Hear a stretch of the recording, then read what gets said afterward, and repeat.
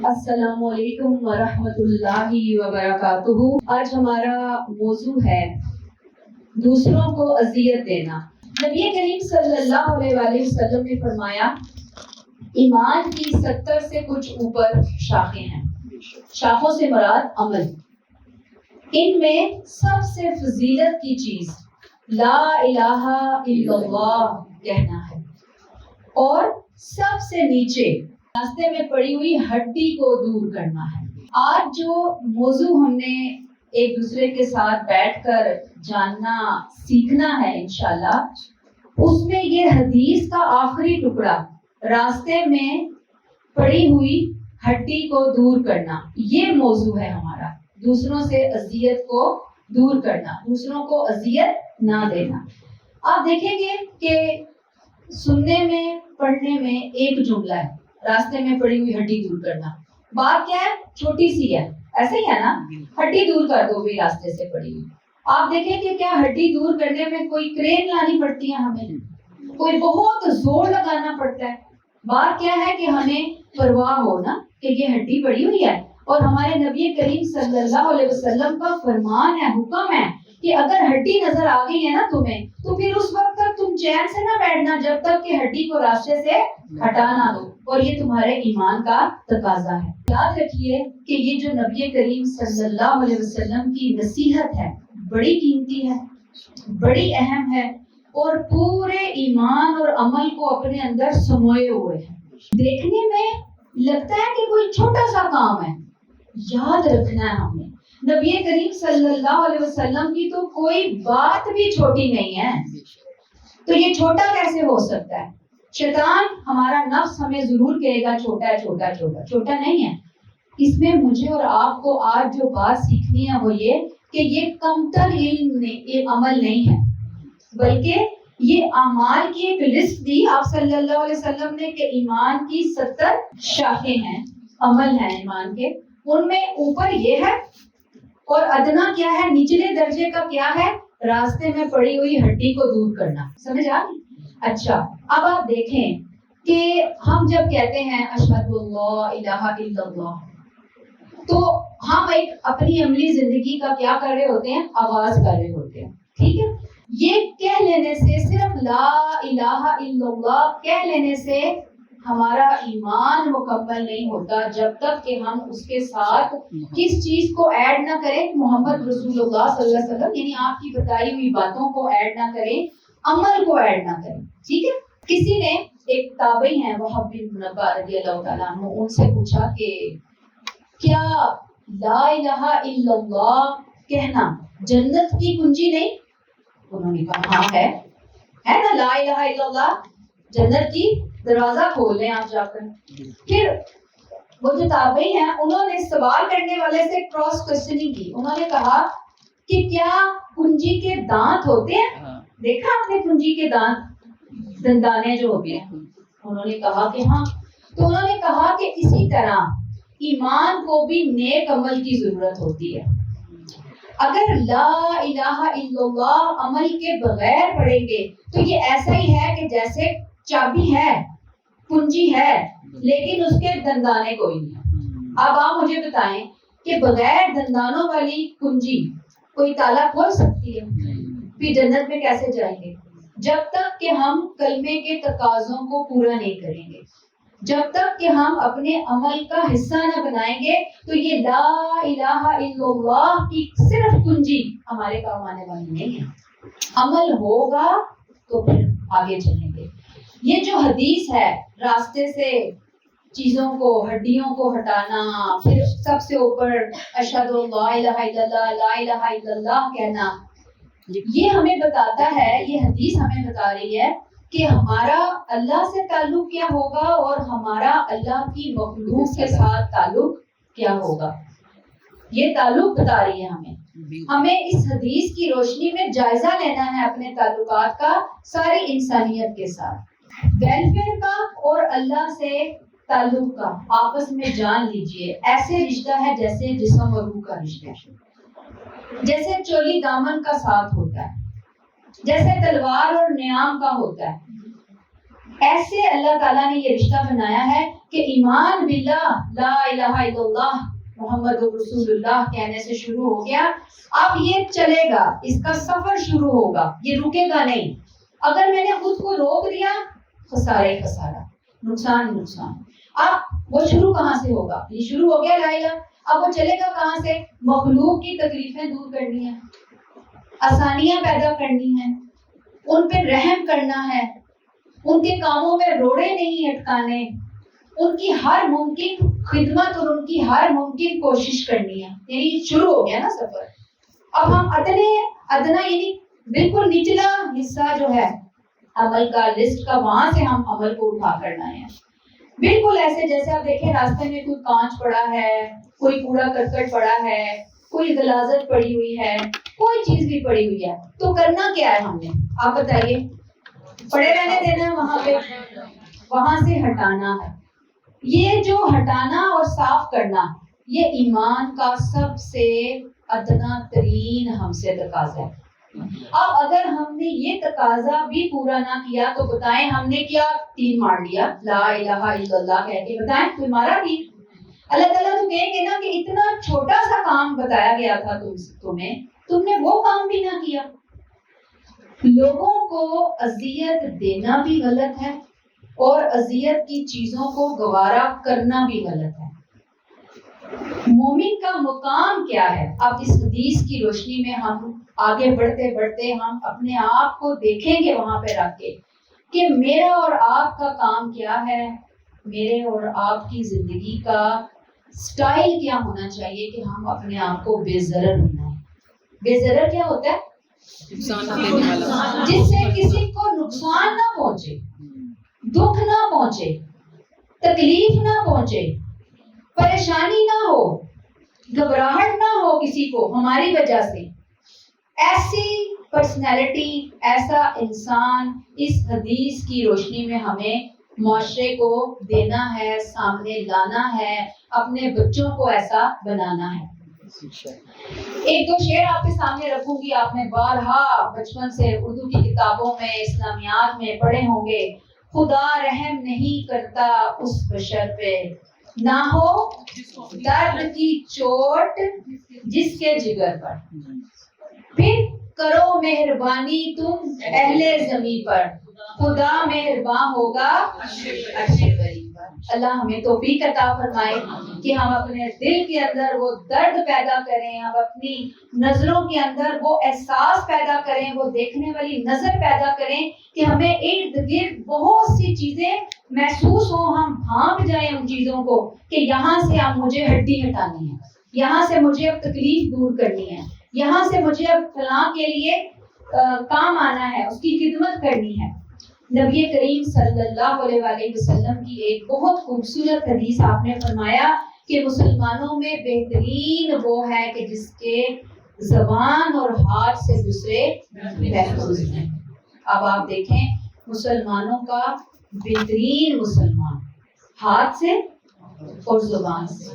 ہماری سب سے زیادہ جو ٹریجڈی ہے، ہاتھوں سے تو ہم خیر کم ہی لوگوں کو تکلیف دیتے ہیں، لیکن زبانوں سے جو ہم لوگوں کے دل کاٹتے ہیں، جگر چھلنی کرتے ہیں، ذہنوں کے اندر ہم اپنے وہ تلواریں، اپنی الفاظ کی تلواروں سے ہم اس کے اندر جو زخم لگاتے ہیں جس کا کوئی بداوا نہیں ہوتا، اس طرح کی ہم بات کر رہے ہیں، جبکہ ادھر ہمارے پیارے نبی کہتے ہیں بہترین مسلمان تو وہ ہے۔ تو آپ بتائیں یہاں سے ہمیں ایک لیسن مل رہا ہے نا کیا؟ اپنے آپ کو بے ضرر بنانے کا۔ اور پھر آپ دیکھیں ایک حدیث میں جب میں اس موضوع کو دیکھ رہی تھی تو ایسی کئی حدیثیں میرے سامنے آئی کہ بندہ کہتا ہے کہ ہمارے نبی کریم صلی اللہ علیہ وسلم نے کتنا انکریج کیا ہمیں مخلوق کی، انسانیت کی خدمت کے لیے، ان کے لیے آسانیاں پیدا کرنے کے لیے۔ کئی حدیثیں تھی، وقت کی کمی ہے، میں آپ کے سامنے دو حدیثیں رکھوں گی۔ نبی کریم صلی اللہ علیہ وسلم نے فرمایا کہ ایک شخص راستے کے اوپر پڑی ہوئی درخت کی ایک شاخ کے پاس سے گزرا تو اس نے کہا اللہ کی قسم میں اس شاخ کو مسلمانوں کے راستے سے ہٹا دوں گا تاکہ ان کو ایذا نہ ہو۔ تو اس شخص کو جنت میں داخل کر دیا گیا۔ ایک اور حدیث اسی سے ملتی جلتی، آپ صلی اللہ علیہ وسلم نے فرمایا کہ میں نے ایک شخص کو دیکھا کہ وہ جنت میں ہر طرف نعمتوں کے مزے لوٹ رہا ہے، کیونکہ اس نے راستے کے درمیان سے ایک ایسے درخت کو کاٹ دیا تھا جو لوگوں کو اذیت دیتا تھا۔ آپ بتائیے، جنت میں گیا ہے ایک شخص، وہاں کی نعمتوں کے مزے لوٹ رہا ہے، وہاں انجوائے کر رہا ہے، وہ کس بات کے اوپر؟ کون سا عمل تھا اس کا اتنا بڑا؟ بتائیے۔ لوگوں کو کس اذیت سے بچایا کہ ان کے راستے میں ایک درخت تھا، ایک اس کی شاخ تھی بہت بڑی کہ جو لوگوں کو گزرتے ہوئے تکلیف دیتی تھی، ان کا راستہ بلاک کیا ہوا تھا اس شاخ نے۔ اس نے کہا اللہ کی قسم میں اس کو ہٹاؤں گا، اور اس نے وہ ہٹا کے سائڈ پہ کر دیا۔ اس ایک عمل کی وجہ سے آپ صلی اللہ علیہ وسلم نے فرمایا کہ میں نے اس کو جنت میں دیکھا۔ آپ دیکھیں ذرا کتنی چھوٹی سی بات ہے۔ اب میں آپ سے بعد میں، یہ میرا ٹاپک مکمل ہوگا تو میں آپ سے باتیں پوچھوں گی، آپ بتائیے ہم کیا کرتے ہیں، کہاں کہاں لوگوں کے لیے اذیت کا سبب بن رہے ہوتے ہیں، اور پھر ہم اپنے آپ کو متقی اور پرہیزگار بھی کہتے ہیں۔ ہمارا مذہب تو وہ ہے، اسلام وہ ہے، یاد رکھیے، کہ جو جانوروں کو بھی اذیت دینے سے منع کرتا ہے۔ اگر آپ کو نبی کی میں جو جتنی حدیثیں آپ کے سامنے رکھ رہی ہوں میں، انشاءاللہ یہ جلد ہی آپ کو لیکچر بھی ملے گا، سارے ریفرنسز موجود ہیں۔ مسلم کی حدیث ہے، بخاری کی حدیثیں ہیں، ابو داؤد کی حدیثیں، سب اوتھینٹک ترین باتیں نبی کریم صلی اللہ علیہ وسلم کی۔ آپ نے کیا کہا کہ بنی اسرائیل کی ایک عورت کو بہت نیک تھی، پرہیزگار تھی، ایک بلی کی وجہ سے عذاب دیا گیا، اس کو جہنم میں ڈال دیا گیا۔ کیا ہوا کہ اس نے بلی کو بند کر کے رکھا، اس کو آزاد نہ چھوڑا، نہ خود کھانا دیا کہ وہ اس کو یعنی کہ اس کی بھوک کا کوئی انتظام کرتی، نہ اس کو چھوڑا کہ وہ خود کچھ مار کے جانور کیڑے مکوڑے کچھ کھا لیتی۔ اس کی نیگلیجنس کی وجہ سے یا اس کے ظلم کی وجہ سے وہ بلی مار گئی، اور نبی کریم صلی اللہ علیہ وسلم نے فرمایا کہ اس کی سزا میں وہ انتہائی نیک متقی پرہیزگار عورت دوزخ میں گئی۔ نبی کریم نے فرمایا کہ ایک اور واقعہ ہے کہ ایک فاحشہ عورت، کون سی فاحشہ، جس کے بارے میں ہم دیکھیں تو ہم کہتے ہیں گندی عورت، غلیظ عورت، ناپاک عورت۔ آپ نے فرمایا کہ اللہ نے اس کو جنت میں بھیجا، کیوں؟ کہ ایک کتے کے پاس سے وہ گزری اور دیکھا کہ وہ پانی کے پاس کھڑا ہے اور انتہائی پیاس سے لگتا ہے وہ ہانپ رہا اور مر جائے گا۔ اس نے اپنا موزہ نکالا، اپنے دوپٹے کے ساتھ باندھا، کنویں میں ڈالا، پانی نکالا، کتے کو پلایا، کتے کی جان بچ گئی۔ نبی کریم صلی اللہ علیہ وسلم نے فرمایا کہ اس بنا پر اس عورت کو جنت میں داخل کر دیا۔ ہمارا مذہب سوچ لیجئے کس قدر امن پسند مذہب ہے۔ وہ ہمیں کہتا ہے سب کی فکر کرو، ساری انسانیت کی فکر کرو، پرندوں کی فکر کرو، جانوروں کی فکر کرو۔ آج دنیا میں انسانی حقوق کی تنظیمیں بڑے راگ لاتی ہیں، بڑے نعرے لگاتی ہیں، ہم سے بڑھ کر کس کو لیسن ملا انسانیت کی خدمت کا؟ آپ میں کو سناتی جاتی ہوں، ابھی بڑی حدیثیں میں نے اکٹھی کی ہوئی ہیں، الحمدللہ اللہ نے اکٹھی کروائی ہیں۔ تو ہو نہیں سکتا۔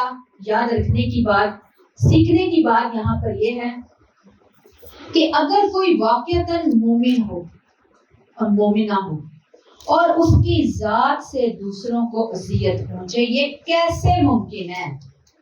یا وہ مومن نہیں تو یا پھر وہ مومن ہے، دونوں میں سے ایک ہوگا نا۔ یا اذیت پہنچائے گا، اذیت کو دور کرے گا، یا اذیت پہنچائے گا یا پھر اذیت سے بچائے گا لوگوں کو۔ اب دونوں میں سے ایک چیز آ جائے گی۔ لیکن آپ دیکھتے ہیں کہ ہمارے اسلامی جمہوریہ پاکستان میں، جس کی بنیاد لا الہ الا اللہ پہ رکھی گئی، اذیت کے حوالے سے کوئی آپ سمجھ لیں کہ ہزاروں چیزیں آپ کو نظر آ رہی ہوں گی۔ موٹی موٹی چیزیں اگر ہم دیکھیں تو ہم دیکھتے ہیں کہ کوئی جلسہ ہوتا ہے، کوئی احتجاج ہوتا ہے، تو سب سے پہلے ہم کیا کرتے ہیں؟ روڈ بلاک کرتے ہیں، ٹریفک جیم، روڈ بلاک، کوئی فوتگی، کوئی شادی، کوئی خوشی، کوئی غمی، گلیاں بند، ٹینٹ لگے، روڈ بلاک۔ اب لوگ کہاں جائیں گے؟ وہ بھاڑ میں جائیں۔ اب وہ بھاڑ میں جانے والے کئی گھنٹے گاڑیاں جو ہیں وہ ٹریفک جیم میں پھنسی ہوئی ہوتی ہیں۔ اب ہم یہ نہیں سوچتے اس وقت احتجاج کرتے ہوئے، اور احتجاج کا حق اللہ تعالیٰ نے ہمیں دیا، یہ نہیں کہا کہ نہ کریں، لیکن اس کے کچھ رول ریگولیشن، تمیز طریقے ہونے چاہیے۔ ابھی ہم نے پڑھا کہ جی راستے میں سے ایک درخت کو ہٹانے پہ ایک بندے کو جنت میں داخل کر دیا گیا. اب جب ہم یہ کسی بھی سیاست کے نام پہ، مذہب کے نام پہ جب ہم روڈ بلاک کرنے کی طرف جاتے ہیں، ہم یہ بھول جاتے ہیں کہ یہ تو ہمارے نبی کریم صلی اللہ علیہ وسلم کے فرمان کے بالکل اگینسٹ ہے. یہ بات ہمیں تو الاؤ ہی نہیں کیا گیا. اب وہ جو روڈ بلاک ہوا اس میں ایمبولینس پھنسی ہوئی ہے، ممکن ہے کوئی مریض اپنی زندگی کی آخری سانس گن رہا ہے، گھر والوں کی جان کے اوپر بنی ہوئی ہے، اسکول کے بچے جا رہے ہیں، شدید ترین گرمی ہے، وین جو ہے نا وہ گاڑیاں تندور بنی ہوئی ہیں، ہمیں کوئی پرواہ نہیں ہے. لوگ وہ 2-3 گھنٹے بیٹھے ہوئے ہیں گاڑیوں میں، وہ بددعائیں دے رہے ہیں روڈ بلاک کرنے والوں کو. کتنی بددعائیں لے رہے ہیں ہم، سمجھ نہیں آ رہی ہمیں. ہم احتجاج کی اور مہذب طریقے بھی تو نکال سکتے ہیں نا. ہم اپنی کمپلینٹس لوگوں کو پہنچانے کے لیے، ہر اتھارٹیز کو پہنچانے کے لیے ہم کچھ اور کام بھی کر سکتے ہیں، لیکن ہم نے یہ ہی کیوں چنا طریقہ کا. پھر آپ دیکھیں کہ بعض دفعہ ایسا بھی ہوتا ہے کہ بہت غریب لوگ ہوتے ہیں، اپنے جو گاڑیاں موٹر سائیکل وغیرہ لے کر باہر نکلے ہوتے ہیں، ان کے پاس پیٹرول اتنا ہی ہوتا ہے کہ وہ وہاں پہ جائیں گے اور واپس آئیں گے، پیٹرول کے پیسے نہیں ہوتے. اب ہم نے تو روڈ بلاک کر دی، 2-3 گھنٹے بندہ پھنسا ہوا ہے، سوچیں کہ اس بیچارے غریب کا کیا حال ہو رہا ہے. اچھا پھر کیا ہوتا ہے کہ بہت مین سڑکیں ہیں، گلیاں ہیں، جو کنسٹرکشن جو مٹیریل ہوتا ہے اس کو روڈ کے اوپر آرام سے لا کے دھڑلے سے ڈالتے ہیں، جیسے اس روڈ کے اوپر ڈالنا ہمارا حق ہے. پھر اس سے کیا ہوتا ہے، روڈ بلاک ہوتا ہے، ٹریفک جام ہوتا ہے، سینکڑوں میل لمبی جو ہے وہ لائنیں بننا شروع ہو جاتی ہیں. ایسے ہی ہوتا ہے کہ نہیں ہوتا؟ پھر آپ دیکھیں کہ بعض دفعہ ہم لوگ یو ٹرن جو ہے نا وہ غلط لے رہے ہوتے ہیں. کیسے کہ جو وہ آگے سے نہیں جانا، یہاں شارٹ کٹ مارنی ہے. اب وہ شارٹ کٹ مارنے کے چکر میں ہم اپنی زندگی کو بھی داؤ پہ لگاتے ہیں، اور چند ٹکوں کو بچانے کے لیے، چند ٹکے بچتے ہیں، پیٹرول بچ رہا ہے ہمارا، ہم اس کی وجہ سے دوسروں کی زندگی کو بھی داؤ پہ لگا کر جانوں سے جو ہے نا وہ کھیلنے کی کوشش کرتے ہیں. پھر آپ دیکھیں گے کہ 2 منٹ کے لیے ہمیں کوئی چیز خریدنی ہوتی ہے، کسی سے راستہ پوچھنا ہوتا ہے، این سڑک کے بیچ میں گاڑی بند کریں گے، روکیں گے اور ہم پیچھے لائنیں لگنا شروع ہو گئی ہیں. دیکھیں ہمارا دین ہمیں 2 منٹ تو بہت دور کی بات، وہ 2 سیکنڈ کے لیے بھی دوسروں کو دکھ دینے کی اجازت نہیں دیتا. کیسے جواب دیں گے اللہ تعالیٰ کو دوسروں کی؟ تو یہ ہم تو بھی بڑے لیول کی باتیں کریں نا، ہم چھوٹے چھوٹے لیول پہ ہم آئیں گے. عموماً ہمارے معاشرے کے اندر کیا ہو رہا ہے جس کا ہمیں احساس ہی نہیں ہوتا کہ یہ امت مسلمہ کے افراد ہیں، ایسی ہونی چاہیے امت. یہ نبی کریم صلی اللہ علیہ وسلم کی بتائی ہوئی باتوں کا کیا مذاق اڑا رہے ہیں ہم لوگ؟ کیا ہم نے حشر کر دیا آپ صلی اللہ علیہ وسلم کی تعلیمات کا؟ پھر آپ دیکھیں کہ اسلام آسانیاں پیدا کرنے کا مزاج پیدا کرتا ہے. آسانی پیدا کرو، مشکل پیدا نہ کرو. نبی کریم صلی اللہ علیہ وسلم کے خوبصورت سے چند ارشادات آپ کے سامنے رکھوں گی. آپ نے فرمایا جس نے کسی مسلمان سے دنیا کا ایک دکھ دور کیا، کیا کیا؟ کتنے دکھ دور کیے؟ اللہ اس سے قیامت کے روز ایک دکھ دور کرے گا. تو قیامت کے دن جتنے دکھ اپنے دور کروانے ہیں تو پھر دنیا میں لوگوں کے دکھوں کو دور کرنے والے بن جائیں. بیڑا اٹھا لیں کہ لوگوں کے دکھ دور کرنے ہیں. دکھوں میں اضافہ نہیں کرنا، دکھی نہیں کرنا کسی کو، ہرٹ نہیں کرنا کسی کو. آپ صلی اللہ علیہ وسلم نے فرمایا جس نے کسی مشکل میں پڑے شخص کے لیے آسانی کی کسی کے لیے، اللہ اس کے لیے دنیا اور آخرت میں آسانیاں کرے گا. کہاں کرے گا آسانیاں؟ دنیا اور آخرت. کاش ہم یہ پلے باندھ لیں نا. اب ربیع الاول کا مہینہ آگے آ رہا ہے نا، بڑا جھوم کے ہم کہیں گے یہ پڑھ لیا، یہ کر لیا، یہ نبی کی بات ہے، وہ الحمدللہ ساری باتیں سر آنکھوں پہ. یہ باتیں جو ہے نا، یہ باتیں اور اس کے ساتھ کی بے شمار باتیں، وہ تو اپنے عمل کا حصہ بنانے کی ضرورت ہے. آپ صلی اللہ علیہ وسلم نے فرمایا، حدیث جاری ہے، جس نے کسی مسلمان کی پردہ داری کی، اللہ عز و جل دنیا اور آخرت میں اس کی پردہ داری کرے گا. اور اللہ اس وقت تک بندے کی مدد میں رہتا ہے جب تک بندہ اپنے بھائی کی مدد میں لگا رہتا ہے. آپ لوگوں کی کرو مہربانی تم اہل زمین پہ خدا مہربان ہوگا. یہ وہی بات ہے کہ آپ کسی کی مدد میں لگے ہوئے ہیں، اللہ نے آپ کے کاموں کا بیڑا اٹھا لیا. آپ نے فرمایا صلی اللہ علیہ وسلم نے، مسلمان کا بھائی ہے، نہ اس پر ظلم کرتا ہے، نہ اس کی مدد چھوڑتا ہے، اور جو اپنے بھائی کی حاجت پوری کرنے میں لگا ہو اللہ اس کی حاجت پوری کرنے میں لگا ہو. آپ دیکھیں ہم کہتے ہیں نا ہماری حاجت پوری نہیں ہوتی, ہماری ضرورت پوری نہیں ہوتی, ہمیں کوئی وظیفہ بتا دو, ہمیں کوئی منتر بتا دو, ہمیں کوئی تعویذ گنڈے کا راستہ بتا دو, ہمیں کوئی پیر فقیروں کے راستے بتا دو. اللہ نے بتا دیا نبی کریم صلی اللہ علیہ وسلم کے ذریعے انتہائی آسان, لوگوں کی خدمت میں جٹ جاؤ, جو کر سکتے ہو وہ کرنا شروع کر دو, لوگوں کے لیے راستے آسان کرنے شروع کر دو, اللہ آپ کی حاجت پوری کرے گا. اور جو اپنے کسی مسلمان کی پریشانی دور کرتا ہے اللہ اس کی وجہ سے اس کی قیامت میں سے کوئی پریشانی دور کرے گا. سبحان اللہ, اللہ ہمیں ایسا بنا دے. اور جو کسی مسلمان کے عیب پہ پردہ ڈالے گا اللہ قیامت کے دن اس کے عیب پہ پردہ ڈالے گا. اور ہم تو ذرا کسی کے لیے آسانی کریں, ویسے تو کرتے نہیں ہیں, دل ہی نہیں چاہتا, کیونکہ لوگ بڑے ظالم ہیں, لوگ بڑے برے ہیں ہمارے ساتھ, ہمارا دل ہی نہیں کرتا کسی کے ساتھ کچھ اچھا کریں. اور پھر اگر کچھ کر لیں تو پھر ہم کہتے ہیں کہ ہم نے کوئی ٹھیکہ لیا ہوگا دوسروں کا, ہم ہی لوگوں کے لیے آسانی کریں. اس نے کبھی آج تک میرے لیے آسانی نہیں کی. بھئی اس کے لیے اپنی قیامت, اس کے لیے اپنی آخرت, اس کے لیے اپنا قبر, اس کا اپنے رب سے اپنا کنیکشن, اس کا نبی کریم صلی اللہ علیہ وسلم کی تعلیمات پہ اپنا عمل, میرا اپنا اپنے رب کے ساتھ کنیکشن. آپ مجھے بتائیے کہ کیا ہمیں دوسروں کو دیکھنا چاہیے کہ اپنے آپ کو دیکھنا چاہیے؟ اپنے آپ کو.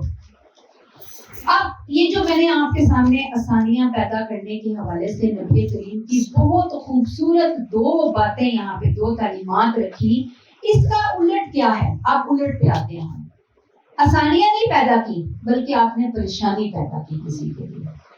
آپ مجھے بتائیں کیا آپ کو سکون ملے گا؟ آپ کو آسانی ملے گی؟ نہیں ملے گی. جو بوئیں گے وہ کاٹیں گے, جو تقسیم کریں گے وہی پھل کاٹیں گے, یہاں نہیں تو وہاں.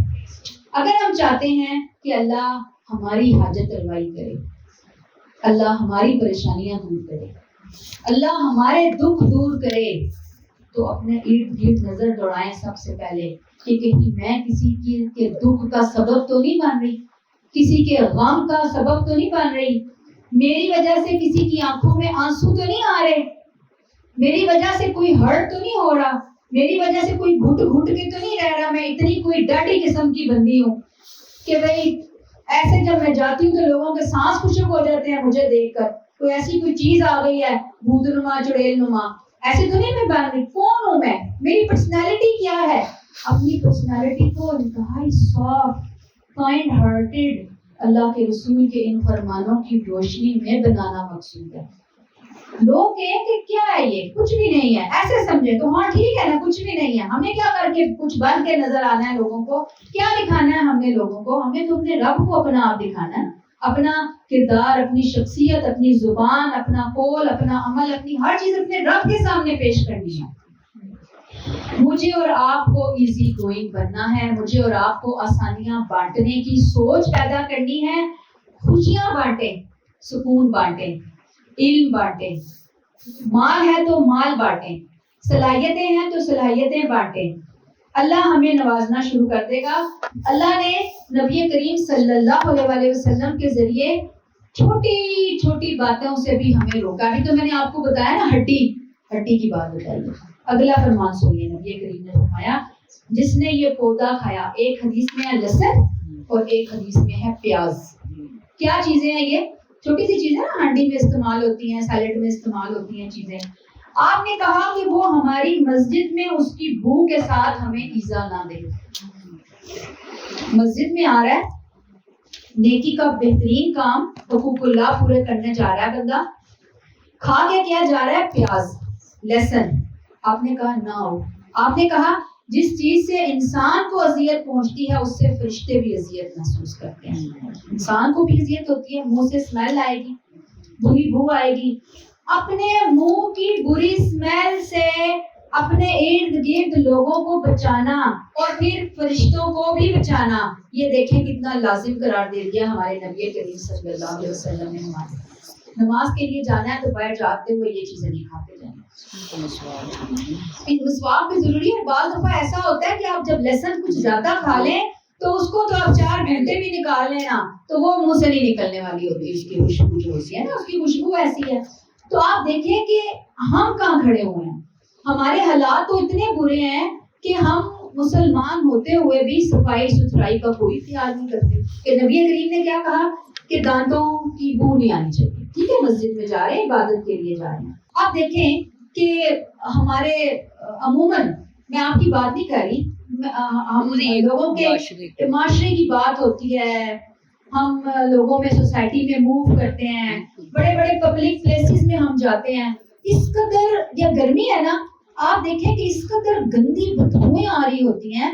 ٹھیک ہے, پسینہ سب کو آتا ہے آج کل کے موسم کے اندر, کپڑوں سے اسمیل بھی آتی ہے, لیکن اگر ہم اس کے لیے کچھ سٹیپس اٹھا لیں نا تو پھر اتنی بو نہ آئے. مثلاً سب سے ضروری بات کہ گرمیوں میں مئی سے لے کر ستمبر کے بالکل اینڈ تک اپنے اوپر لازم کر لیں کہ ہم نے ایک تو ڈیلی شاور لینا ہے, دوسرا کپڑے ہر روز دھلے ہوئے پہننے. کوئی خوشبو آپ لگائیں نہ لگائیں, لیکن یہ دو چیزیں اگر ہم لے آئیں, ہم چند گھنٹے جو کپڑے پہنتے ہیں اگلے دن ہم کہتے ہیں ہم پھر پہن لیتے ہیں, ہمیں خود بو نہیں آ رہی ہوتی, لیکن دوسروں کو ہمارے پاس سے بو کے اٹھ رہے ہوتے ہیں.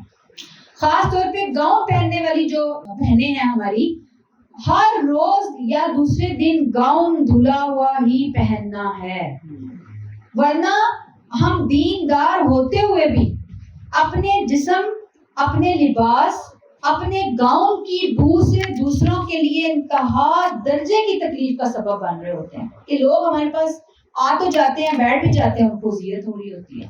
اور پھر جیسے کہ دانتوں کو برش کریں, مسواک کریں, اتنا زبردست حکم ہے, اس کی طرف جائیں تو ہم پھر وہ والی اتنی حدیثیں ہیں, اتنی باتیں ہیں کہ جس میں دانتوں کی صفائی کا اتنا زیادہ حکم دیا گیا. پھر آپ دیکھیں کہ انڈر آرم, انڈر لیگز, بال نہیں پراپر صاف ہو رہے ہوتے, اور گرمیوں کے اندر اس نے طوفان بدتمیزی مچایا ہوا ہوتا ہے, اور میں آپ کو بتاتی ہوں, ہمیں خود نہیں ہوتا, ہم اپنی باڈی کی بو سے بھی یوز ٹو ہو چکے ہوتے ہیں, لیکن دوسرا بندہ جو ہمارے ساتھ ہوتا ہے نا, ہمارے پاس اٹھتا بیٹھتا ہے, اس کے لیے بہت زیادہ مشکل ہو جاتی ہے. تو اپنے آپ کی صفائی ستھرائی کا خیال کرنا, پانی ذرا کھلا پینا. اور سردیوں میں بڑی پرابلم ہم نے یہ فیل کی لوگوں کے ساتھ اٹھتے بیٹھتے ہوئے کہ جب آپ کسی سے بات کرتے ہیں تو منہ سے بھو کے بھگوکے اٹھ رہے ہوتے ہیں.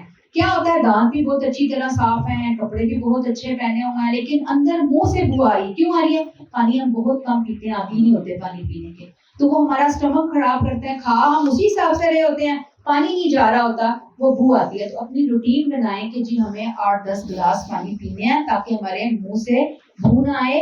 اپنے ارد گرد اپنے بچوں سے, اپنی بہنوں سے پوچھا کریں کہ جب میں بات کر رہی ہوں میرے منہ سے اسمیل آئے تو آپ مجھے ضرور بتایا کریں. ایسا نہ ہو کہ میں کسی اور کے پاس جا کے بات کروں, اس کو بھی بو آ رہی ہو مجھ سے, وہ تو بیچاری مجھے شرم کی وجہ سے کہے گی نہیں, لیکن دل میں تو بندہ فیل کرتا ہے نا, کراہیت تو فیل ہو رہی ہوتی ہے دوسرے کو. تو اس چیز کا جو ہے وہ خیال رکھنا یہ بہت زیادہ ضروری ہے. آپ دیکھیں کہ ہمارے نبی نے ہمیں بہت زیادہ نفاست بتائی ہے اور اذیت کی چھوٹی چھوٹی باتوں سے بچایا ہے. آپ صلی اللہ علیہ وسلم, لہسن اور پیاز کیا بات ہے.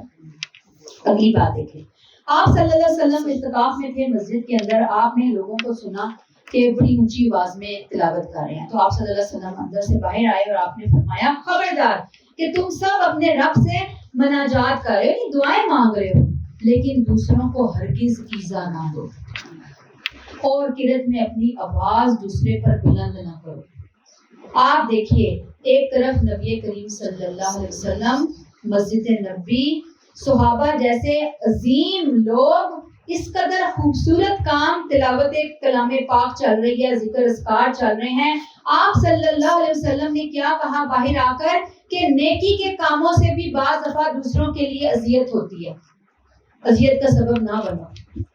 لیکن ہم تو کہتے ہیں کہ ہم تو اس طرح کے کوئی مواقع ہوں جہاں ہم عبادت میں لگے ہوئے ہیں, قرآن پڑھ رہے ہیں, ذکر اذکار پڑھ رہے ہیں, کر رہے ہیں, کوئی اور دینی ایکٹیویٹی ہماری جاری ہے, تو دوسرے نہیں کر رہے ہوتے, تو ہم تو پہلے ہی اپنے آپ کو دل میں جنتی اور اس کو جہنمی سمجھ کے بیٹھے ہوتے ہیں. ہم کہتے ہیں کہ یہ اس کے لیے میں روکوں اپنا کام, اس کے لیے میں ٹی وی کا والیوم کم کروں, اس کے لیے میں اپنی تلاوت کو نیچا کروں, یہ دوستی اٹھتے کیوں نہیں ہیں, یہ جہنمی کرتے کیوں نہیں ہیں, یہ تو ساری جہنم میں جائیں گے. دیکھیں ہم اٹھ کے نماز پڑھ رہے ہیں اور یہ سوئے پڑے ہیں.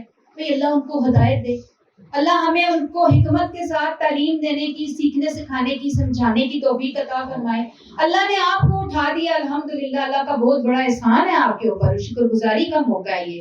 لیکن اس میں دوسروں کو دیکھیں, نبی کریم صلی اللہ علیہ وسلم نے منع کر دیا اپنے صحابہ کو بھی کہ بھئی اونچا نہیں, نیچا.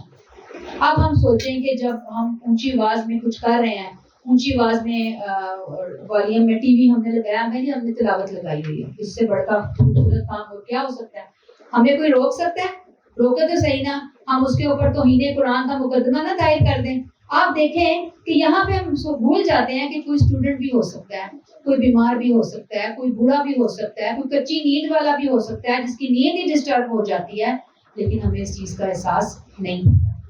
ایک اور حدیث سنیے، آپ صلی اللہ علیہ وسلم نے یہ بتایا کہ آپ کو معلوم ہے نا باجماعت نماز کی فضیلت بہت زیادہ، آپ نے فرمایا کہ کوئی تم میں سے کوئی ایسا کرتا ہے کہ وضو کرتا ہے، پھر وہ مسجد میں آتا ہے اور پھر اس کی نیت صرف نماز کی ہوتی ہے، وہ جو قدم اٹھاتا ہے آپ کو پتا ہے کہ اس کا ایک درجہ بلند ہو رہا ہوتا ہے، اس کی غلطی معاف ہو، ایک ایک قدم کے بدلے مسجد میں آتا ہے، اور وہ مسجد میں آ کر جب تک نماز نہیں شروع کرتا اور نماز پڑھ نہیں لیتا، وہ پورا ٹائم اس کا نماز میں ہی مکمل ہوتا ہے، نماز میں ہی شمار ہوتا ہے۔ اور پھر دیکھیں ذرا اگلی بات نبی کریم نے کیا فرمائی، فرشتے اس کے لیے دعائیں کرتے ہیں، یہ تو پتہ ہے نا ہمیں، فرشتے کہتے ہیں اے اللہ اس کی مغفرت فرما، اے اللہ اس پر رحم کر، اے اللہ اس کی توبہ قبول کر، مسلسل فرشتے دعائیں دے رہے ہوتے ہیں، کب تک؟ جب تک کہ وہ وہاں کسی کو ایذا نہ دے۔ دیکھیں آپ مسجد میں گئے ہیں اور مسجد میں جا کر بھی لوگوں کو ایذا دینے والی حرکتیں ہو رہی ہوتی ہیں، تو نبی کریم صلی اللہ علیہ وسلم نے یہاں پر پوائنٹ آؤٹ کیا نا، مینشن کیا اس کو۔ بے شمار چیزیں ہو سکتی ہوں گی مسجد میں جب لوگ جاتے ہیں تو وہ کیا نہیں رکھتے ہوں گے، نبی کریم صلی اللہ علیہ وسلم نے فرمایا وہ انسان اس وقت تک فرشتوں کی دعاؤں میں رہتا ہے جب تک کہ وہ کسی کو ایذا نہ دے یا بے وضو نہ ہو جائے۔ سوچیں کتنا نیک عمل اور فرشتوں کی دعائیں اور اذیت کا کوئی کام آپ نے کر دیا، آپ محروم ہو گئے ان دعاؤں سے، اس سے بڑا کوئی نقصان ہو سکتا ہے؟ تو سوچنے کی بات ہے نا، کہاں ایذا، کس کو ایذا دی جا رہی ہے؟ تھوڑی دی جا رہی ہے یا زیادہ دی جا رہی ہے؟ آپ صلی اللہ علیہ وسلم کی ایک اور حدیث کہ جمعہ کا دن تھا، آپ صلی اللہ علیہ وسلم خطبہ دے رہے تھے، ایک آدمی آیا، وہ پھلانگتے ہوئے لوگوں کی گردنیں پھلانگتے ہوئے آیا، تو آپ صلی اللہ علیہ وسلم نے کہا بیٹھ جاؤ، تم نے اذیت دی، یعنی یہ جو تم نے لوگوں کو آگے پیچھے کر کے تم نے وہاں سے تم نے اپنا سفر شروع کیا، کہاں آ کر نبی کریم کے کہیں قریب قدموں میں بیٹھنے کے لیے، تو آپ نے اس کو پسند نہیں فرمایا، آپ نے کہا کہ تم نے لوگوں کو اذیت دی۔ آپ سوچیں کہ مسجد نبوی، نبی کریم صلی اللہ علیہ وسلم کا خطبہ، لوگ تو وہاں پہ مر مٹنے کے لیے تیار ہوتے ہوں گے کہ ہم جائیں اور سب سے آگے جا کر بیٹھیں، لیکن نبی کریم صلی اللہ علیہ وسلم نے کیا سکھایا کہ نہیں، جہاں جگہ مل رہی تھی وہیں پیچھے بیٹھ جاتے، آرام سے بیٹھتے، لوگوں کو تنگ کر کے ڈسٹرب کر کے آگے آنے کا کی تک نہیں بنتی تھی۔ لیکن ہمارے یہاں آپ بتائیں، ہم سوچتے ہیں اس طرح کی باتوں کو؟ بہت کم سوچتے ہیں۔ ایک اور حدیث سنیے، آپ ایک صحابی کہتے ہیں کہ ایک غزوہ تھا، میں اللہ کے نبی صلی اللہ علیہ وسلم کے ساتھ تھا، تو لوگوں نے کیا کیا، منزلوں پر پڑاؤ کرنے اور خیمے لگانے میں بہت تنگی کا مظاہرہ کیا، یعنی ساری جگہ انہوں نے کور کر لی، خیمے ایسے لگائے کہ دوسروں کے لیے جگہ نہ بچے، راستہ ہی نہیں چھوڑا، یعنی راستے ہی ختم کر دیے انہوں نے خیمے وغیرہ لگا کر۔ تو نبی کریم صلی اللہ علیہ وسلم نے اپنا ایک منادی بھیجا جس نے لوگوں میں اعلان کیا، دیکھیں ذرا کیا اعلان کیا آپ صلی اللہ علیہ وسلم کہتے ہیں آپ کے منادی نے، جو شخص خیمہ لگانے میں تنگی کرے یا راستہ کاٹے تو اس کا جہاد ہی نہیں۔ کیا کرے؟ راستہ کاٹ دیا نا، راستے تنگ کر دیے، تنگی کا مظاہرہ کیا وہاں پر۔ جیسے اب آپ لوگ بیٹھے ہوتے ہیں، مجھے پتا ہے بہت ہم لوگوں کو عادت بھی نہیں ہے، سچی بات ہے، نیچے بیٹھنے کی، اللہ تعالیٰ آپ کو بہت زیادہ جزائے خیر عطا فرمائے، لیکن ہم آپ لوگوں کو بار بار کہہ رہے ہوتے ہیں تھوڑا سا آگے ہو جائیں، تھوڑی جگہ بنا لیں، گنجائش پیدا کر دیں۔ یہ جو گنجائش پیدا کرنا ہے نا، یہ ہمارے دین کا مطلوب اور مقصود ہے، کہ جب ایک بندہ بیٹھ سکتا ہے تو دوسرے کو بھی بٹھا لیں۔ آپ ایک روٹی کھا رہے ہیں، آدھی دوسرے کو کھلا دیں۔ آپ کوئی کام کر رہے ہیں، دوسرے کو شیئر کروا سکتے ہیں، آپ اس کو بھی شیئر کروا کے اس کے لیے بھی اگر آسانیاں پیدا کر سکتے ہیں تو آپ آسانیاں پیدا کر دیں۔ یہ ہمارا دین ہمیں مزاج پیدا کرتا ہے ہمارے اندر۔ پھر آپ صلی اللہ علیہ وسلم نے فرمایا کہ جب کوئی نماز پڑھنے لگے اور اپنے جوتے اتارے تو ان سے کسی دوسرے کو ایذا نہ دے۔ نماز پڑھ رہے ہیں، جوتے اتارے ہیں، جوتے اتار کر ایذا نہ دے۔ مثلا کیا ہے، دائیں بائیں نہ رکھے، آگے نہ رکھ دے۔ پھر آپ دیکھیں جوتوں کی بھی اپنی ایک اسمیل ہوتی ہے، آپ نے کہا اپنے جوتوں سے دوسروں کو ایذا نہ دو، اور انہیں چاہیے کہ وہ اپنے قدموں کے درمیان رکھے یا پہنے ہوئے ہی نماز پڑھ لے۔ یعنی اس زمانے میں تو آپ کو پتا ہے نا اس طرح کی صفیں وغیرہ نہیں ہوتی تھی، تو یہ کہا آپ نے کہ بے شک پہنے ہوئے ہی نماز پڑھ لو لیکن لوگوں کو اذیت کا دینے کا سبب نہ بنو اپنے جوتوں کے ذریعے۔ آپ صلی اللہ علیہ وسلم نے فرمایا کہ جس کی ایذا رسانی سے اس کے پڑوسی محفوظ نہ ہو وہ جنت میں نہیں جائے گا۔ جو اللہ اور آخرت پر ایمان رکھتا ہے وہ اپنے پڑوسی کو ایذا نہ دے۔ اور ایک پڑوسی آپ کو پتہ ہے نا مستقل ٹائپ کے ہوتے ہیں اور ایک عارضی نوعیت کے ہوتے ہیں۔ جیسے اب آپ لوگ تھوڑی دیر کے لیے یہاں اکٹھے ہوئے ہیں تو ہم ایک دوسرے کے پڑوسی بن گئے۔ آپ نے کیا کہا کہ جو اپنے پڑوسیوں کو ایذا دے وہ جنت میں نہیں جائے گا۔ اپنے ساتھ اٹھنے بیٹھنے والوں کو، اپنے ساتھ چلنے والوں کو، اپنے ساتھ کھڑے ہونے والوں کو، تھوڑی دیر کے لیے آپ ٹریول کر رہے ہیں، آپ بسوں میں جا رہے ہیں، آپ گاڑی میں جا رہے ہیں، آپ جہاز میں جا رہے ہیں، آپ کہیں پہ بھی اکٹھے ہوئے ہیں، آپ کے ساتھ تھوڑی دیر کے لیے کوئی بندی جو ہے وہ آ کر بیٹھی ہے، ہم اس کا بھی ایک حق ہمارے پر بن جاتا ہے کہ ہم اس کو بھی اپنی ایذا سے بچائیں۔ پھر آپ صلی اللہ علیہ وسلم نے فرمایا کہ جب تم مجرم کو قتل کرو تو اچھے طریقے سے قتل کرو۔ کس کو قتل کر رہے؟ مجرم کو، عام بندے کو نہیں کر رہے۔ آپ کہیں گے مجرم کو تو شفاقی کے ساتھ قتل کرنا چاہیے، اس کے تو ٹکڑے ٹکڑے کر دینے چاہیے۔ آپ نے ٹکڑے ٹکڑے کرنے سے بھی منع کیا، آپ کو پتا اسے کہتے ہیں مسلا کرنا، منع فرمایا آپ صلی اللہ علیہ وسلم نے۔ آپ نے کہا کہ اسے اچھے طریقے سے قتل کرو، جب جانور ذبح کرو تو اچھے طریقے سے ذبح کرو۔ تم میں سے ایک شخص کو چاہیے کہ جو جانور ذبح کرنا چاہتا ہے وہ اپنی چھری کی دھار کو تیز کر لے اور اپنے ذبح کیے ہوئے جانور کو بچائے۔ یہاں تک کہا کہ قربانی کا ایک جانور جیسے یا کوئی بھی جانور ذبح کیا جا رہا ہوتا ہے، ایک جانور کے سامنے دوسرے جانور کو ذبح نہ کیا جائے۔ آپ دین کی سینسٹیوٹی دیکھیں، مجرم کے بارے میں جانوروں کو ذبح ہی کیا جا رہا ہے نا۔ ہمارے ہاں تو میں نے دیکھا ہے، اللہ معاف کرے، یہ جو بیچنے کے لیے جانور جو وغیرہ لاتے ہیں نا، یہ جو عام ہم گوشت لے رہے ہوتے ہیں، ان کے کبھی باڑے میں جائیں، 2 دن سے جانوروں کو بھوکا رکھا ہوا ہوتا ہے کہ بیچ تو دیا ہم نے، ان کو بک گئے ہیں، اب انہوں نے ذبح ہی ہونا ہے، اب انہیں کیوں کھلائیں، کیوں ان کی پشی پاٹیاں ہم دھوئیں، کیوں ہم صاف کریں؟ سوکھے ہوئے جانور آپ دیکھیں۔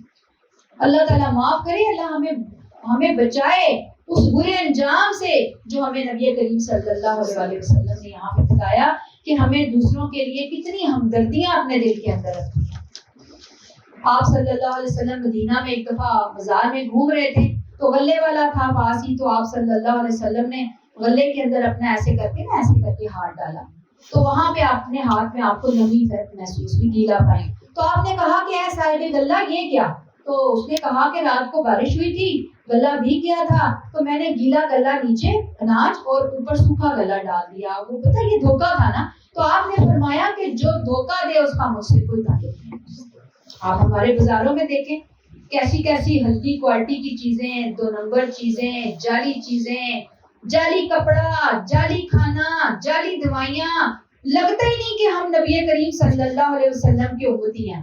آپ سوچیں کتنی سینسٹیوٹی دین نے بتائی اور ہماری حرکتیں دیکھیں، سننے والی بات ہے یہ۔ اور آپ دیکھیں کہ جو لوگ یہ لے کر جاتے ہیں نا، پھر وہ جا کے گھروں میں خوب دعائیں دیتے ہیں۔ ہوتا ہے نہیں ایسا؟ ٹھیک ہے۔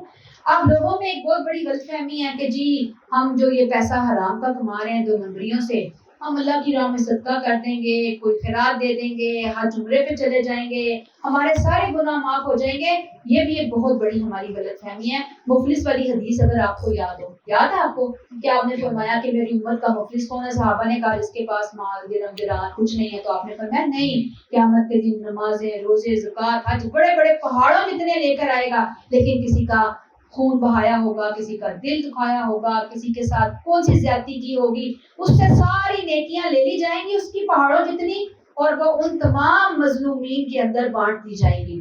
دیکھیں پہاڑوں جتنے اعمال ہاتھ سے گئے، اور اس کے بعد وہ ابھی جو لینے والے ہیں حقدار وہ کھڑے ہوں گے ابھی، تو کیا کہا جائے گا کہ اب تو لین دین تو اللہ نے کروانی ہے، ان کے گناہ اٹھا کر اس بندے کے کھاتے میں ڈال دیا جائے۔ اس سے بڑا مفلس کون ہوگا؟ لیکن آج دیکھیں نا ہمارے ہاں تو ذرا سی باتوں پہ دوسروں کی عزتوں کو اچھالا جاتا ہے، بے عزتیاں کی جاتی ہیں، آرام سے ہم کہہ دیتے ہیں فلاں چور، فلاں فراڈیا، فلاں رشوت خور، فلاں اوئے توئے۔ اسلام تو ہمیں نہیں اجازت دیتا اوئے توئے کر کے گفتگو کرنے کی۔ آپ دیکھیں کہ جب تک کسی کے بارے میں کوئی جرم کورٹ نہ ثابت کر دے، کورٹ نہ سنا دے، میں اور آپ تو مجاز ہی نہیں ہے اس کے بارے میں ہم کوئی بھی چھوٹے سے چھوٹا لفظ کہنے، چاہے وہ مذہبی لیڈر ہو، چاہے وہ سیاسی لیڈر ہو، چاہے وہ عام انسان ہو، چاہے وہ چپڑاسی ہے، چاہے وہ کوئی بادشاہ ہے، میں اور آپ مجاز نہیں ہیں۔ میں نے تو اپنے رب کو جواب دینا ہے، میں اپنی زبان کیوں خراب کروں، میں اپنا اخلاق کیوں خراب کروں؟ اور پھر آپ دیکھیں اسی کو ہم اپنے لیول کے اوپر لے کر آئیں تو اب ہمارے گھروں کی جو سیاست ہے، ساس بہو کی سیاست، دیورانی جٹھانی کی سیاست، نند بھابھی کی سیاست، کس قدر دکھ بھری کہانیاں اور دکھ بھری داستانیں ہمیں ملیں گی ان گھروں کی کہ جن گھروں کو تو آپس میں پیار محبت کا، ایک دوسرے کی کیئر کرنے کا، احساس کرنے کا ایک مجموعہ، ایک گہوارہ ہونا چاہیے تھا۔ ہمارے گھروں میں تو کچھ بھی ایسی چیزیں اکثر گھروں میں نظر نہیں آتی۔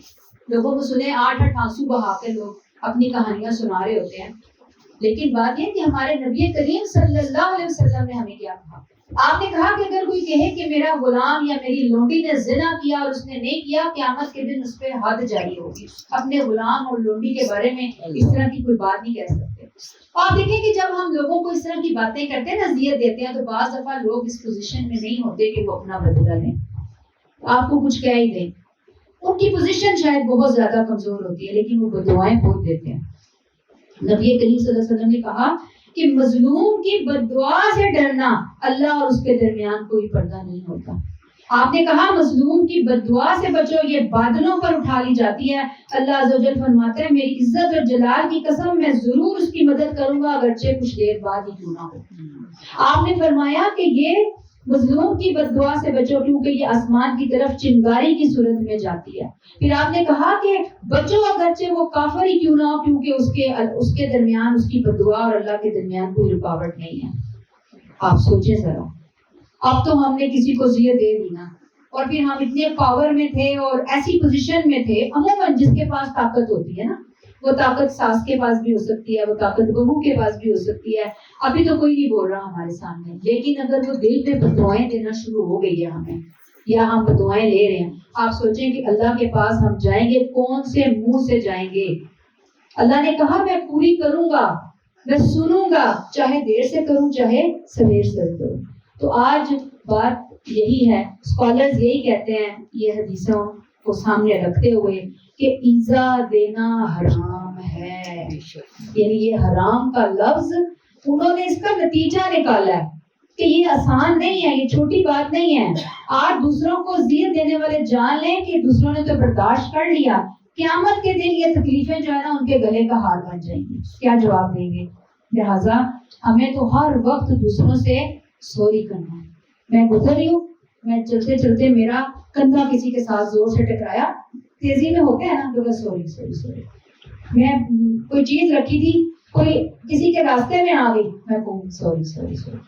یہ بھول جائیں دوسرے نے میرے ساتھ کیا کیا۔ یہ ہمارا بہت بڑا ایک المیہ ہے کہ ہم ہر نیکی کو کرتے ہوئے دوسرے کی شکل، دوسرے کی سیرت، دوسرے کا کردار، اس نے میرے ساتھ کیا کیا، پہلے یہ پورے جمع خرچ کرتے ہیں، پھر ہم نیکی کی طرف قدم بڑھاتے ہیں۔ یہ ہمارا بہت بڑا ایک ڈرا بیک، آپ سمجھیں، ہمیں اس سے بچنا ہے۔ پھر آپ نے کہا 2 لعنت کرنے والے، سخت لعنت کرنے والے کاموں سے بچو، سایہ دار درخت کے نیچے رفع حاجت اور راستے میں قضاء حاجت۔ آپ دیکھیں راستے میں گند ڈالنا، ہماری گلیاں گندی، ہمارے بازار گندے، کوڑا کرکٹ سے اٹے ہوئے ہیں، شاندار گھر بنے ہوئے ہیں، گھروں کے سامنے گندگی گندگی ہے، ہر چیز کے پاس سے گزرتے ہیں تو ہم کہتے ہیں خسمہ نو کھاؤ، ہمیں کیا ہے، ہمارا گھر تھوڑی ہے، ہماری چیز تھوڑی ہے، ہمارے بچے تھوڑی ہیں، لوگ ہیں تو وہ جائیں جدھر مرضی، بھاڑ میں جائیں، مجھے کیا، میں نے بیڑا اٹھایا ہوگا۔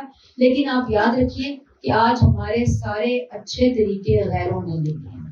آپ جائیے ان کو دیکھیے، ان کی سڑکیں کتنی صاف، ان کے پارک کتنے صاف، ان کی گلیاں کتنی زبردست، بند کرنا، لا کے خلاف جانا سوال ہی پیدا ہوتا ہے۔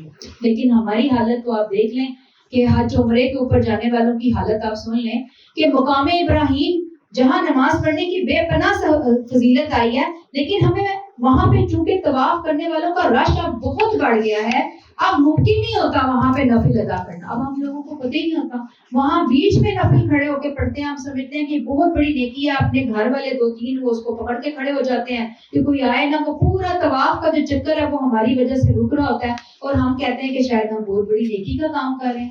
تو وہ نفل تو کہیں پہ بھی پڑھنے اللہ تعالیٰ نے اجر دینا ہے نا. جہاں اس نے وہاں پہ 2 رکعت نفل پڑھنے کا اجر دینا وہ چھوڑا. حجر اسود کے بوسے کے اوپر دیکھیں کس قدر لوگوں کی معاملات خراب ہوتے ہیں, کپڑے پھٹتے ہیں, لوگ مرتے ہیں, بے ہوش ہو کے گرتے ہیں, خون ہوتے ہیں. ہم میں کوئی تمیز طریقہ ہے ہی نہیں, لگتا پتہ نہیں کہاں جنگلوں سے اٹھ کر ہم وہاں پہنچتے ہیں کہ ہم کوئی لائن بنانا سیکھ لیں, کوئی تمیز طریقہ اختیار کر لیں, سب کو آرام سے کچھ نہ کچھ ٹائم مل جائے گا. نہیں, پھر جس کو موقع ملتا ہے وہ حجر اسود ہی نہیں چھوڑتا. پھر پیچھے سے لوگ دھکا مار کیا کیا کر رہے ہوتے ہیں. پھر آپ دیکھیں کہ اتنا گند ڈال کے اٹھتے ہیں افطاری کے موقع کے اوپر, جب افطاریاں وہاں پہ ہوتی ہیں, آپ مسجد سے باہر نکلیں, آپ کو قدم سوچ کے رکھنا پڑے گا, اتنا گند ہم نے نیچے ڈالا ہوا. ابھی بن کتنے موجود ہیں وہاں پہ, بن میں نہیں ڈال سکتے. پھر آپ دیکھیں گے کہ واش رومز کو گندا کر کے ہم وہاں سے نکل آتے ہیں. اگر آپ سے کوئی گندا ہو گیا تو صاف تو کر کے جائے نا, اپنی غلاظت کو تو اٹھائے نا. ایون یہاں تک کہ مشعر الحرام مسجد کے بارے میں آتا ہے کہ بچوں کے پیمپر اپنے پیر تک مسجد کے اندر چھوڑ کے جاتی ہیں. چوڑیاں بھی ٹوٹی ہوتی ہیں, پہنتے ہی نہ جائیں. اتنی اللہ تعالیٰ ہمیں عقل سینس دے دے کہ یہ گرے گی, لوگوں کے پاؤں جو ہیں وہ زخمی ہو رہے ہوں گے.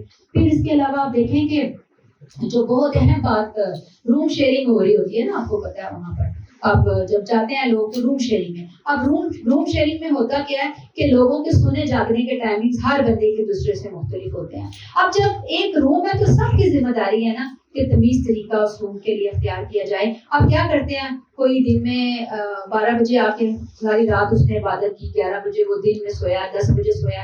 اب صبح دوسرا بندہ ہے جو وہ اٹھ کے کہہ رہا ہے جی میں نے 8 بجے جانا ہے مسجد, اور پھر وہ اٹھے گا, زور زور سے باتیں کرے گا, لائٹیں جلائے گا, فون پہ باتیں کرنا شروع کر دے گا, اچھا دروازے زور زور سے مارنا شروع کر دے گا. ہمیں یہ بھول جاتا ہے کہ ہم کس کام کے لیے آئے ہوئے ہیں, کتنی بڑی عبادت کے لیے آئے ہوئے ہیں. اور یہ جو چھوٹی چھوٹی کام نہیں ہے, یہ میں آپ کو بتاؤں, یہ جو ہم دوسروں کو تنگ کر رہے ہیں, دوسرے کی نیند خراب کر رہے ہیں, وہاں پہ آپ دیکھیں ممکن ہی نہیں سب کے ٹائمنگز کا ایک جیسا ہونا. ہمیں فون کرنا ہے, باہر چلے جائیں. دروازہ کھولنا اتنے آرام سے کھولیں جیسے بلی دبے پاؤں آتی ہے, آ کے اپنے بستر پہ لیٹے جائیں, کوئی لائٹ فالتو نہ جلائیں, موبائل سے ٹارٹ میں گئے. دوسرا میری وجہ سے اس کی نیند نہ ڈسٹرب ہو گئی, دوسرا میری وجہ سے یہ کہ پریشان حال نہ ہو. چھوٹی چھوٹی باتیں اللہ تعالیٰ ہمیں توفیق عطا فرمائیں کہ ہم اس کو کر لیں. آپ صلی اللہ علیہ وسلم نے کہا کہ راستے سے تکلیف دہ چیز ہٹانا صدقہ ہے. کیا کچھ بھی نہیں, صدقہ ہو گیا. اللہ اصل میں نا ہماری مغفرت کرنا چاہتا ہے اور وہ بہانے ڈھونڈ رہا ہوتا ہے. اب ہمارا کام ہے کہ ہم مغفرت کے بہت سارے بہانے اپنے نامہ اعمال کے اندر اکٹھے کر لیں. اللہ تعالیٰ ہمیں بخش دیں. چھوٹی سی چھوٹی نیکی کو بھی حقیر نہ جانے. آپ صلی اللہ علیہ وسلم نے کہا کہ لوگوں کو اپنے شر سے محفوظ رکھنا یہ بھی تمہارا اپنے آپ پر صدقہ ہے. اپنے آپ پر تم نے صدقہ کیا کہ اپنے آپ کو تم نے اللہ کے غضب سے بچا لیا, جہنم سے بچا لیا. تو اللہ تعالیٰ ہمیں توفیق دے کہ ہم لوگوں کو معاف کرنے والے بنیں اور ہم اپنی اذیت سے, اپنے شر سے لوگوں کو بچائیں. اب لوگ اگر ہمیں اذیت دے رہے ہیں, یہ بھی آپ کے ذہن میں سوال آ سکتا ہے. اس کے بارے میں نبی کریم صلی اللہ علیہ وسلم کا ایک بہت خوبصورت واقعہ ہے کہ ایک دفعہ آپ اپنے صحابہ کے ساتھ ایک محفل میں بیٹھے ہوئے تھے, تو ایک شخص جو ہے نا حضرت ابوبکر صدیق رضی اللہ تعالیٰ عنہ, سب سے بڑے صحابہ میں سے, آپ کو ان کا مقام ہے, تو وہ ان کے ساتھ جو ہے نا وہ بدتمیزی کر رہا تھا. مفہوم بتا رہی ہوں میں آپ کو. تو آپ صلی اللہ علیہ وسلم خاموشی سے بیٹھے رہے, اور اس نے ایک دفعہ کہا بدتمیزی کی, اذیت کی ابوبکر صدیق رضی اللہ تعالیٰ عنہ کو, دوسری دفعہ, تیسری دفعہ. آپ صلی اللہ علیہ وسلم وہاں بیٹھے رہے. جیسے ہی حضرت ابوبکر صدیق نے جواب دیا نا اس بندے کو, تو آپ صلی اللہ علیہ وسلم فوراً وہاں سے اٹھ گئے. تو حضرت ابوبکر صدیق رضی اللہ تعالیٰ عنہ کو نا بہت زیادہ حیرت ہوئی کہ اے اللہ کے رسول, اس نے مجھے اتنا برا بھلا کہا, 3 دفعہ آپ نے خود سنا. اس وقت تو آپ نے اپنا کوئی ایسا مفہوم بتا رہی ہو, ریئیکشن نہیں شو کیا. اب آپ جب میں نے کچھ کہا تو آپ اٹھ کھڑے ہوئے. تو آپ صلی اللہ علیہ وسلم نے دیکھی کیا کہا. آپ نے کہا کہ آسمان سے ایک فرشتہ اترا تھا جو اس آدمی کو اس کے کیے پر جھٹلا رہا تھا. جب تم نے اس سے بدلہ لے لیا تو شیطان آ گیا, اور جب شیطان آ گیا تو میں کیسے بیٹھوں یہاں پر. اب آپ بتائیں, اپنے بدلے آپ کا لینے ہیں یا اللہ کے والے کرنا ہے؟ اللہ کے والے کر لیں گے نا, آسان ہو جائے گا. اللہ تعالیٰ معاف فرمائے. اللہ کی پکڑ بڑی سخت ہے. میں آپ کو بتاؤں, ہمارے یہ جو قریبی رشتے ہوتے ہیں نا, پھر ہمیں برداشت بھی نہیں ہوتا کہ یہ کسی وجہ سے, ہماری وجہ سے کسی تکلیف میں آئے. کوشش کریں معاف ہی کرو. معاف نہیں ہوتا اللہ کے حوالے کر دیں. اللہ تعالیٰ مجھے بدلہ نہیں لینا, اللہ تعالیٰ ہمیں توفیق عطا فرمائے یہ کہ ہم کیسے. اچھا جی, آپ صلی اللہ علیہ وسلم نے کہا کہ جس نے اپنی قسم کے ساتھ کسی مسلمان شخص کا حق کاٹا, دبایا, اڑایا, اللہ اس پر جنت حرام کر دیں گے, اس کے لیے آپ کو واجب کر دیں گے. لوگوں نے عرض کیا اللہ کے رسول اگرچہ وہ کوئی تھوڑی سی چیز ہو, آپ نے کہا ہاں اگرچہ وہ پیلو کے درخت کی ایک شاخ ہو. پھر آپ نے کہا اگرچہ وہ پیلو کے درخت کی ایک شاخ ہو, اگرچہ وہ پیلو کے درخت کی ایک شاخ ہو. یعنی 3 دفعہ آپ صلی اللہ علیہ وسلم نے کہا کہ چھوٹی سی چیز, ادنا سی چیز, کہ باہر سے جاتے جاتے آپ درخت سے ایک ٹہنی توڑے مسواک بنانے کے لیے, عام سا درخت, اس کی ایک شاخ, اگر اتنی بھی کسی کو تکلیف پہنچی ہے نا آپ کی وجہ سے, آپ نے جواب دے دینا. تو یہ کتنی سخت باتیں ہیں نا. تو اللہ تعالیٰ ہمیں توفیق عطا فرمائے کہ ہم دوسروں کے بارے میں سینسیٹیو مزاج ہو جائیں. اپنے بارے میں ہم بڑے نازک مزاج ہیں, ہمارے گلے شکوے نہیں ختم ہوتے کہ دوسرے ہم سے اچھا نہیں کرتے, دوسرے ہیں ہی بہت برے, تو میں کیا کروں, تو میں بھی اپنا اخلاق اتنا ہی برا کر کے جاؤں گی, تو پھر کیا اللہ کو جواب دیں گے. اللہ تعالیٰ ہمیں توفیق دیں, اللہ ہمیں بچائیں اس بات سے. نبی کریم کی دعا ہے کہ میں بھی ایک انسان ہوں, میں نے جس کسی مومن کو اذیت پہنچائی, آپ پہنچا سکتے ہیں کسی کو اذیت, لیکن ہمیں سکھائے نا. آپ نے کہا میں نے جسے برا بلا کہا ہو, لان تان کی ہو, اسے مارا ہو, اللہ اس اذیت کو اس کے لیے باعث رحمت اور طہارت اور باعث قربت بنا دے, اور روز قیامت اس قربت کی وجہ سے تو اسے اپنا مقرب بنا دے. اللہ ہمیں توفیق عطا فرمائے. بس یہاں پہ ہم اپنی بات کو ختم کر رہے ہیں.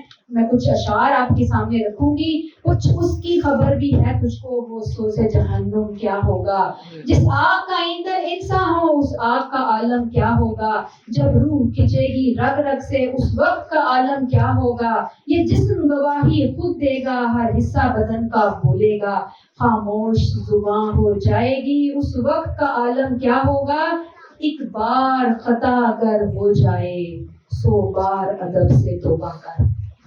اللہ کے حضور, بندوں کے حضور, ایک اشک یہاں کا بہتر ہے, وہاں رونے کا عالم کیا ہوگا. اللہ ہمیں بچائے اس برے انجام سے, برے وقت سے. سبحانک اللہم و بحمدک, نشہد ان لا الہ الا انت, نستغفرک و نتوب الیک. السلام علیکم و رحمۃ اللہ وبرکاتہ.